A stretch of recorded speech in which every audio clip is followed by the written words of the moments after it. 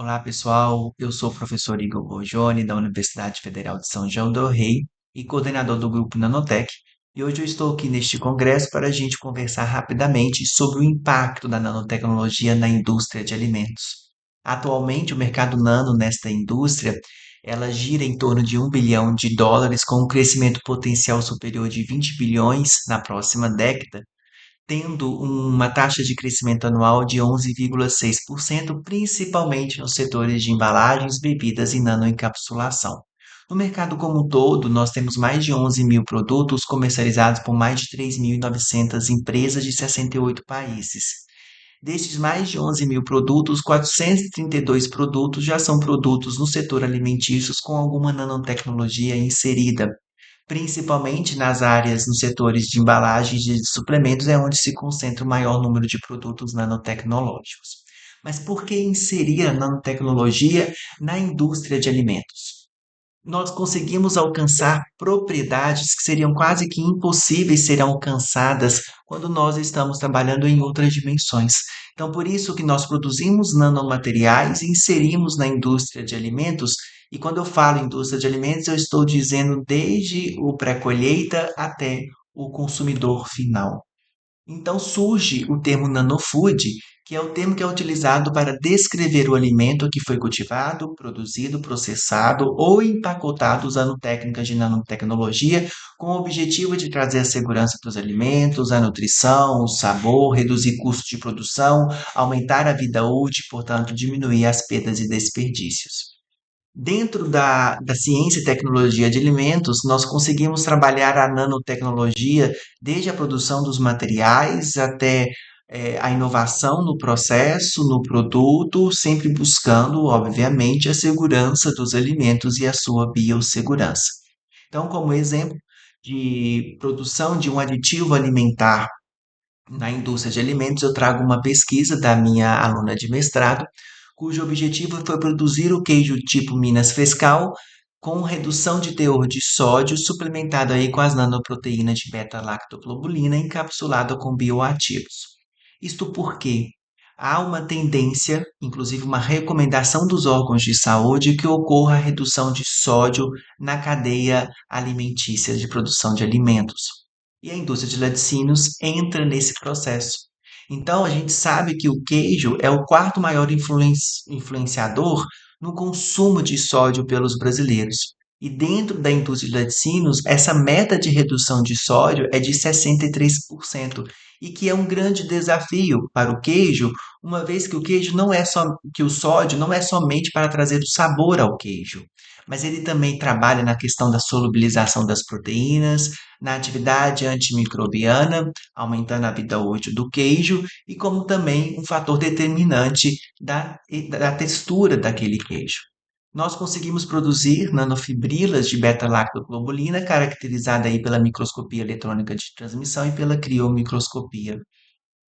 Então, nós conseguimos produzir pela primeira vez na literatura um queijo Minas Frescal com 2,5% de sal, sendo 50% de cloreto de sódio e 50% de cloreto de potássio, adicionando 7,5 miligramas de nanoestrutura em 1 quilo de queijo, sem alterar as suas propriedades físico-químicas e sem alterar sua textura, o que é extremamente promissor para a indústria de laticínios. Outro setor que a gente já até falou anteriormente, que a nanotecnologia está muito inserida, é o setor de embalagens, tá? E muitas vezes as embalagens, a gente as utiliza também para aumentar a vida útil daquele produto, trabalhando muito na perda e desperdício dos alimentos. Uma vez que essa perda e esse desperdício dos alimentos tem um impacto muito negativo na segurança dos alimentos, na economia e no ambiente. Só para a gente ter uma noção, ocorre uma perda anual de alimentos e resíduos a nível global estimado aí em US$ 1 trilhão. Então, se a gente conseguisse reduzir 60% do desperdício dos alimentos, nós conseguiríamos reduzir 84,3 milhões de toneladas de emissão de carbono. E se nós conseguíssemos aumentar de 2 a 3 dias a vida útil, a validade do alimento, a gente economizaria bilhões de euros e ainda construiria uma indústria de alimentos mais sustentável. Mas existem embalagens nanotecnológicas no mercado? Sim, principalmente aí nas embalagens inteligentes, que é aquelas que vão comunicar com o consumidor. E aqui eu trago um exemplo de um produto minimamente processado que tem um selo que interage com os gases que são liberados durante a maturação daquele produto, do tempo de estocagem daquele produto, e que vai comunicar ao consumidor com a alteração da coloração, se aquele produto está viável para consumo ou não. Um outro exemplo é a embalagem ativa, que é aquela que vai interagir com o nosso alimento. E eu trago um exemplo da Nanofood, uma spin-off da UFCJ, da qual eu sou sócio, em que conseguimos desenvolver uma película que tem a propriedade de barreira, evitar a perda de massa daquele fruto, mas também a atividade antimicrobiana trazida pela nanoestrutura. E o que nós observamos no mamão, essa doença chamada doença do Papai Noel, a gente observa que com 5 dias já foi possível visualizar a infecção do fruto, quando a gente tem uma mão sem nada, sem nenhum revestimento, com a cera de carnaúba no 9º dia e com a nanofood somente no 16º dia. Então a gente conseguiu ganhar uma vida útil aí de um produto que é tanto comercializado nacionalmente quanto internacionalmente. Também temos como exemplo a manga, que da mesma forma, com a embalagem, o revestimento da nanofood, nós conseguimos aumentar a vida útil deste fruto. Mas existe alguma legislação que regula a nanotecnologia no setor alimentício? Olha, nós temos no manual da Anvisa, né, um questionamento como um produto nanotecnológico ele é aprovado, ele vai seguir os trâmites de peticionamento, e aí nós vamos entrar com toda a questão da toxicologia, com toda a questão do dossiê científico, comprovando que aquele alimento, que aquele produto, que aquele aditivo alimentar e etc., a depender da área que nós estamos, ele é seguro para o consumo humano. Porque não dá, em termos de nanotecnologia, nós regularmos a substância como um todo, independente do tamanho e da forma de obter e da forma da nanoestrutura, uma vez que todos esses três fatores, eles alteram a toxicidade. Então, nós vamos precisar do dossiê científico para peticionar para saber se aquela nanoestrutura existe também uma questão de migração para o alimento e ocasionar, obviamente, uma segurança do alimento para o consumidor final. Nós temos na RDC 326 de 2019 da Anvisa a permissão de utilização da nanoestrutura de óxido de zinco na embalagem, mas que tem uma limitação do limite de migração específica, ser no máximo de 5 miligramas por quilo, se eu não me engano. Tá? Então, em termos de nanotecnologia, a gente tem que ter muita prudência na área de alimentos, uma vez que a gente também não pode parar o desenvolvimento por medo da toxicologia, mas também garantir com que todos os passos da segurança dos alimentos sejam eh, garantidos para o consumidor, sejam providenciados pelas empresas para que nós levamos para o mercado apenas aqueles produtos que realmente não vão causar nenhum malefício à humanidade e ao meio ambiente. Então, a gente precisa da nanotecnologia, mas nós também precisamos de prudência e tentar encontrar quais são os melhores caminhos legislativos e experimentais para a toxicologia na área de alimentos. Então, o nosso muito obrigado, aqui está o meu contato e até breve.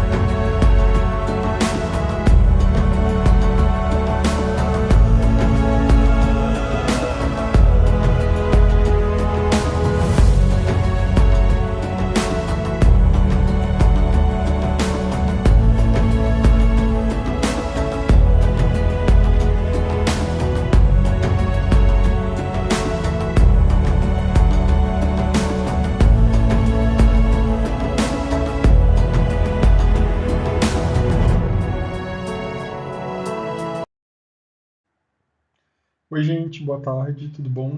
Para quem não me conhece, eu me chamo André. Eu fui convidado pela organização do CDNB para falar um pouco do que eu venho trabalhando nos últimos anos, que é a síntese e caracterização de nanopartículas bimetálicas obtidas por Rota Verde para as aplicações catalíticas. Bom, vamos começar com o conceito que vai guiar toda a nossa conversa hoje, a nanotecnologia.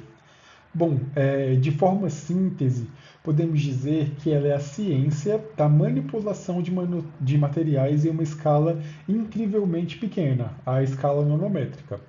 Para se terem uma ideia, isso representa de 1 a 999 nanômetros. E um nanômetro equivale a 1 bilionésimo do metro.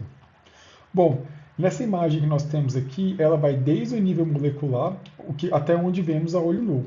Essa faixa destacada aqui é onde a nanotecnologia atua. É um mundo invisível, mas com potencial gigantesco.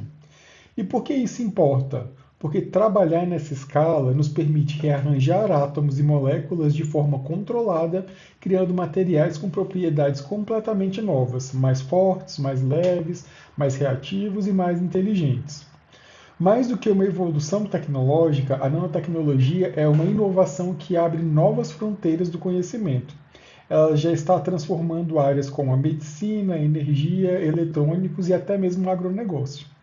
E é exatamente esse potencial revolucionário de transformar o cotidiano átomo por átomo que vamos explorar ao longo dessa apresentação. Bom, dentre esses materiais nanoestruturados, destacam-se as nanopartículas metálicas. Essas nanopartículas são caracterizadas por sua elevada área superficial. Quanto menor o tamanho da nanopartícula, maior é a área superficial e maior é o número de átomos presentes na sua superfície, tornando-as atrativas do ponto de vista físico, químico, biológico, quando comparadas com os mesmos materiais em escala macroscópica. Essa atratividade pode ser devida ao uso na produção de energia em painéis fotovoltaicos, atividade catalítica ou também atividade antimicrobiana.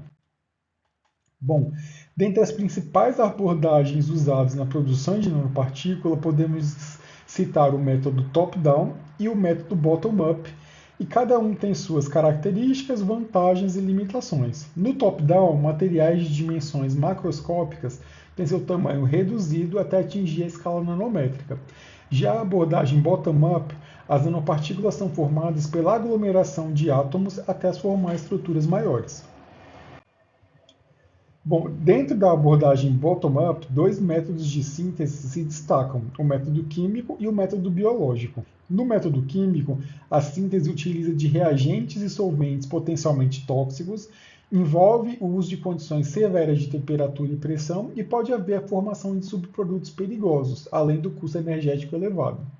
Em contrapartida, como observado na síntese química, a síntese biológica utilizará recursos biológicos como precursores da síntese. Esses recursos biológicos podem ser vírus, bactérias, fungos, leveduras, plantas, biomoléculas e também células de mamíferos.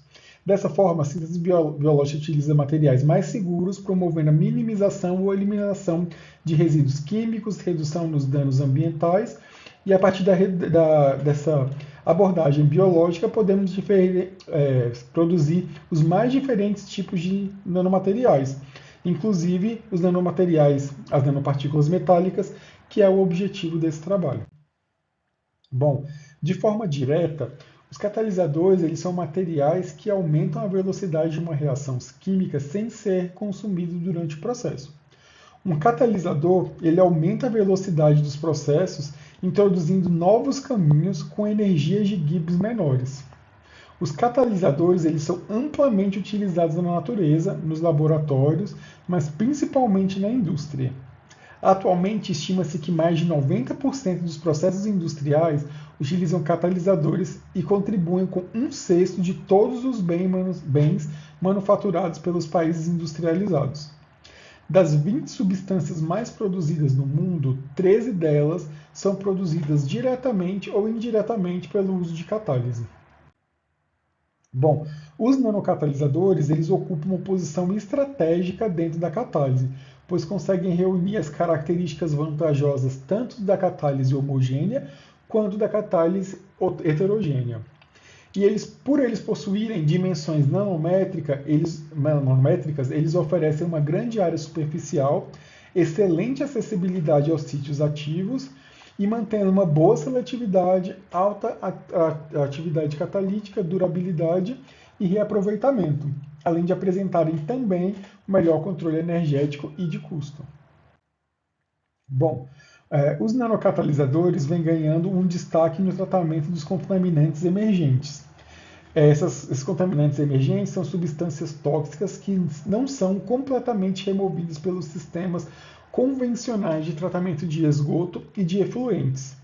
Esses contaminantes eles podem ter origem sintética e também de origem natural. E eles incluem produtos farmacêuticos, pesticidas, herbicidas e compostos industriais.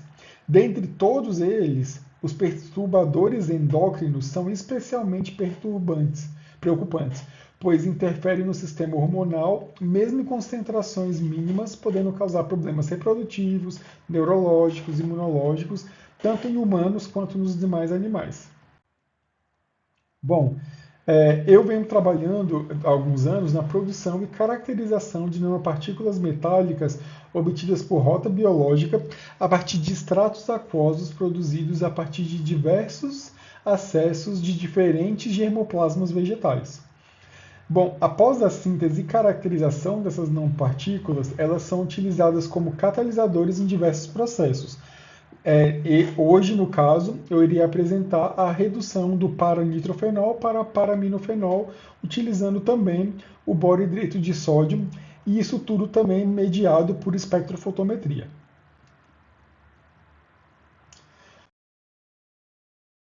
Bom, antes de sintetizar as nanopartículas, todos os extratos obtidos eles são caracterizados de forma qualitativa quanto à presença de metabólitos primários, como os carboidratos, as proteínas e os lipídios, e também nós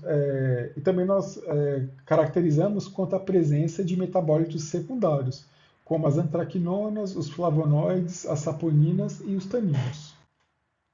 Bom, recentemente nós produzimos 150 diferentes nanopartículas a partir de 30 acessos, 30 acessos diferentes de um mesmo germoplasma vegetal.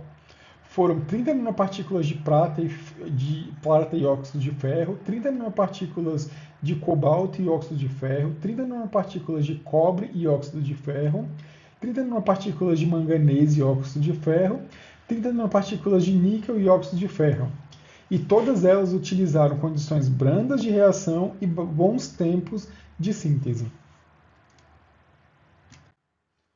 Bom, das nanopartículas produzidas, nós separamos alguns valores para vocês entenderem os resultados que a gente já obteve.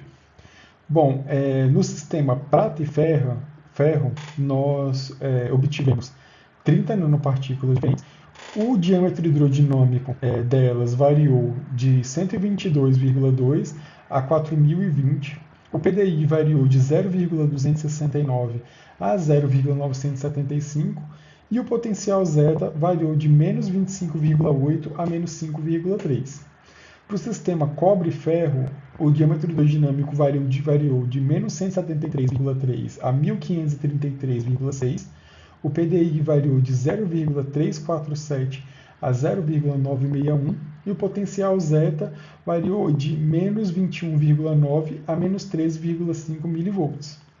No sistema cobre-ferro, das 30 nanopartículas sintetizadas, o diâmetro hidrodinâmico variou de 171,1 a 1066,7 nanômetros, o PDI variou de 0,337 a 0,937 e o potencial zeta foi de menos 25 a menos 8,5 mV.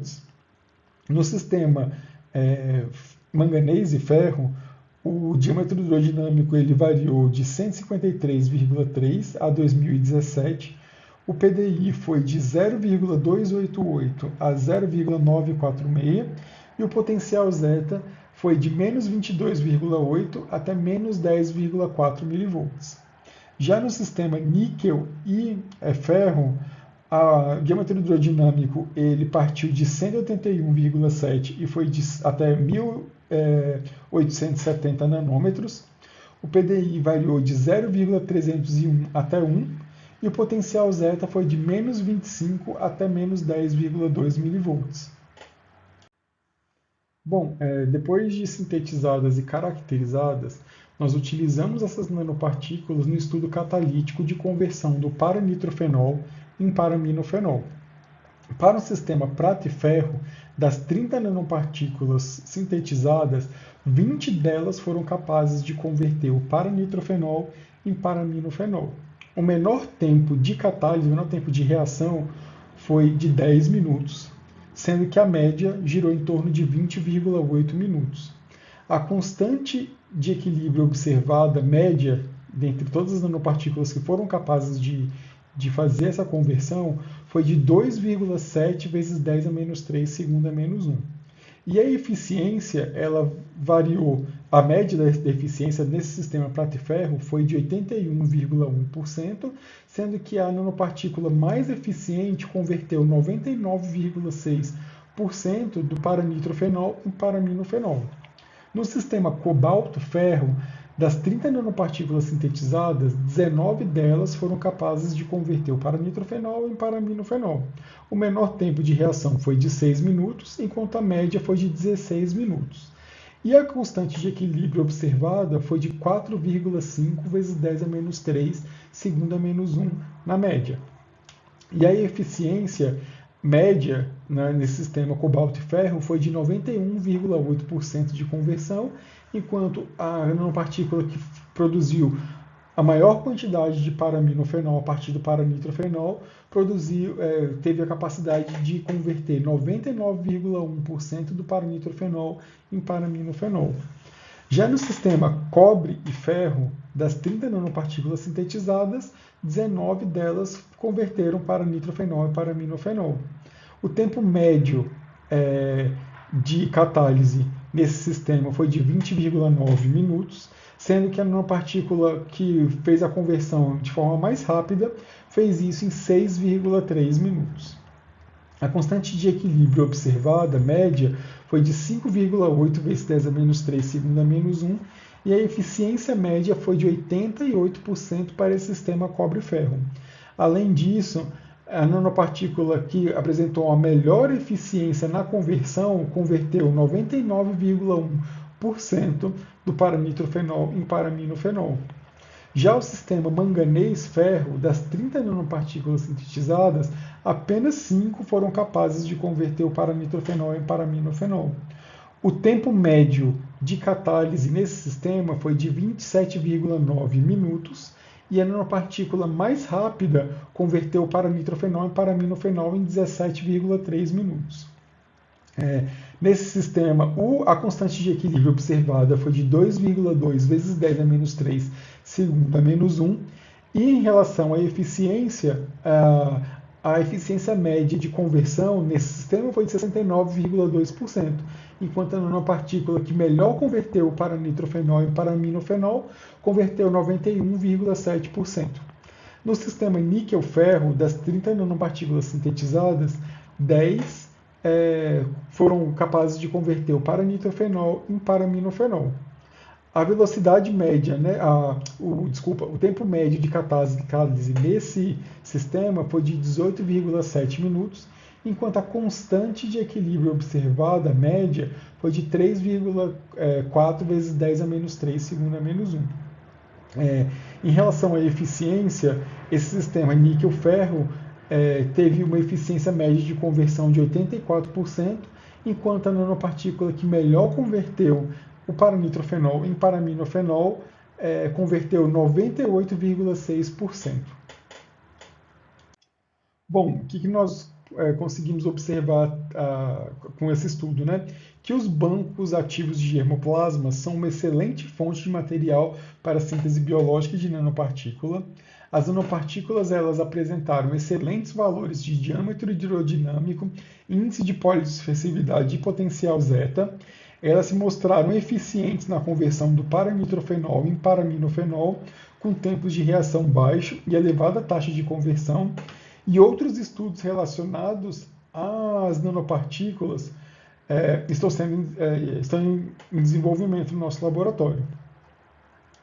Bom, desde já gostaria de agradecer pela participação, pela oportunidade de estar apresentando aqui para vocês, deixar o meu contato e estou disponível para sanar dúvidas, parcerias e tudo. Muito obrigado.